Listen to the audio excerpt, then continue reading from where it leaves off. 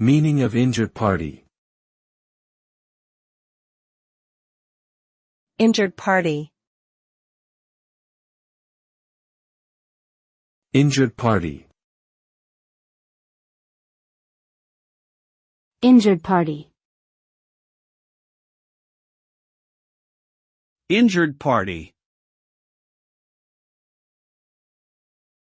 The term injured party refers to a person or entity that has suffered harm, injury, or loss as a result of another person's actions or negligence.